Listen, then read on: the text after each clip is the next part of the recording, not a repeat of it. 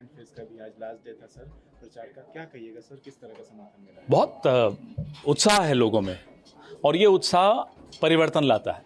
ये भारी बहुमत से लोग जिताना जब चाहते हैं या किसी को हराना चाहते हैं, ये तभी इस तरह का उत्साह होता है। तो जाहिर सी बात है कि एनडीए को हराना चाहते हैं और महागठबंधन को जिताना चाहते हैं। जिस तरीके से लगातार जो है बीजेपी के नेताओं की तरफ से, चाहे वो प्रधानमंत्री नरेंद्र मोदी हों, गृहमंत्री अमित शाह, लगातार कह रहे हैं कि बिहार को तरक्की की तरफ अगर बढ़ाना है तो 20 साल से क्या कर रहे थे? 20 साल से क्या कर रहे थे?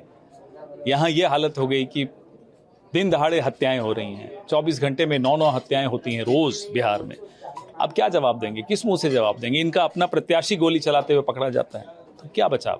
जिस तरीके से गृहमंत्री अमित शाह घुसपैठियों की बात कर रहे हैं कि एक एक को निकाला जाएगा, तो पहले तो अपने आप को निकालें मंत्री पद से। जब घुसपैठी अभी भी घुस रहे हैं तो आप क्या कर रहे हैं गृह मंत्री बनकर? पहले इस्तीफा दीजिए, फिर करिए संघर्ष। क्या लगता है सर कि ये किसी तरह का टैक्टिक है, क्योंकि सीमांचल एरिया में हो रहे हैं चुनाव सेकंड फेज? ये वाहियात टैक्टिक है अगर है तो। इन्होंने झारखंड में भी कोशिश की थी, नहीं चला, औंधे मुंह गिरे। यहाँ भी औंधे मुंह गिरने वाले हैं। लगातार जो जंगल राज की बात कर रहे हैं सर, उस पर क्या कहेंगे? मैंने तो आपको बताया कि इससे बड़ा गुंडा राज का क्या उदाहरण हो सकता है कि इनका अपना प्रत्याशी बीच चुनाव के गोलियां चला रहा है सर जिस तरीके से देखें और इनका अपना उप मुख्यमंत्री, उसके ऊपर हमला हो रहा है और वो बच नहीं पा रहा। वो खुद कह रहा है गुंडा राज है। जिस तरीके से सब देखा गया कि कई स्ट्रांग रूम में जो है कैमरे बुता दिए गए वीवीपैट देखे हुए। यही सवाल तो बार बार राहुल गांधी पूछ रहे हैं चुनाव आयोग से कि आप कर क्या रहे हैं? ये सो नहीं रहे, सोने का नाटक कर रहे हैं ज्ञानेश गुप्ता। जिस तरीके से सर देखा जा रहा है कि लगातार एसआईआर भी हुआ था और कई जगहों पर शिकायत भी मिली कि हमारा नाम काट दिया। बताइए एसआईआर में कितने घुसपैठिया आए? एक नाम बताइए। जब एसआईआर में कोई घुसपैठिया नहीं आया तो ये गृह मंत्री झूठ बोलते हुए काहे फिर रहे हैं बिहार में? किसको घुसपैठिया बता रहे हैं?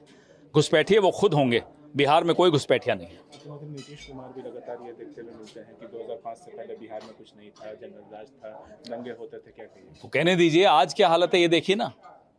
आज 24 घंटे में 9 हत्याएं होती हैं, इसका कोई जवाब नहीं देंगे। खेमका मर्डर का कोई जवाब नहीं देंगे। लड़कियों का बलात्कार हो रहा है, कोई जवाब नहीं देंगे। अपना प्रत्याशी गोलियां चला रहा है, कोई जवाब नहीं देंगे।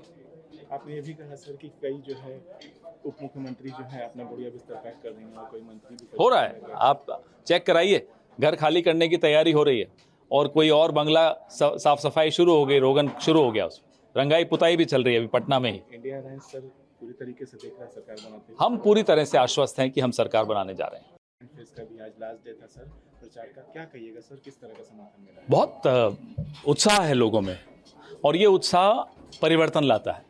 ये भारी बहुमत से लोग जिताना जब चाहते हैं या किसी को हराना चाहते हैं, ये तभी इस तरह का उत्साह होता है।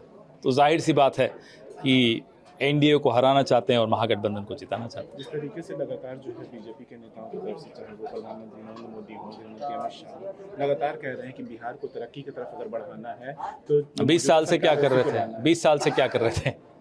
यहाँ ये हालत हो गई कि दिन दहाड़े हत्याएं हो रही हैं। 24 घंटे में 9 हत्याएं होती हैं रोज बिहार में। अब क्या जवाब देंगे? किस मुंह से जवाब देंगे? इनका अपना प्रत्याशी गोली चलाते हुए पकड़ा जाता है, तो क्या बचा? जिस तरीके से गृहमंत्री अमित शाह घुसपैठियों की बात कर रहे हैं कि एक एक को निकाला जाएगा, तो पहले तो अपने आप को निकालें मंत्री पद से।